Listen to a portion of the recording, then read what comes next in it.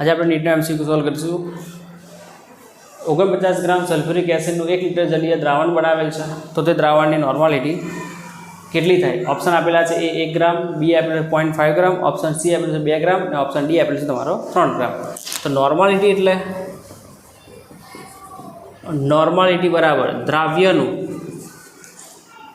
દળ ગ્રામમાં છેદમાં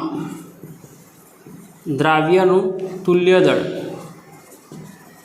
એને ગુણ્યા દ્રાવણનું કદ mlમાં. જો mlમાં આપેલું છે એટલે આપણે ગુણ્યા કેટલા કરીશું? 1000 કરીશું, ગુણ્યા 1000. ચાલો, નોર્માલિટી આપણે શોધવી છે. 50 ગ્રામ સલ્ફ્યુરિક એસિડનું 1 લિટર દ્રાવણમાં, એટલે દ્રાવ્ય કોણ છે? 49 ગ્રામ. તો આગળ લખવાનું દ્રાવ્યનું દળ કેટલું છે તમારું? 49 ગ્રામ.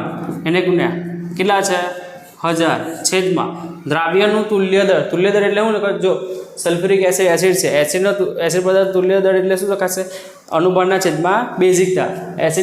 સલ્ફ્યુરિક એસિડની બેઝિકતા 2 છે, દળ કેટલું થશે? 98 છેદમાં 2, એટલે તમારું તુલ્ય દળ આવશે તમારા 49. ને એને ગુણ્યા દ્રાવણનું કદ 1 લિટર આપેલું છે, તો 1 લિટર બરાબર કેટલા ml થાય તમારા? 1000 ml. તો આગળ લખી દેવાના 1000 ml. 1000 જાય, 49 જશે, તો તમારો જવાબ આવશે 1.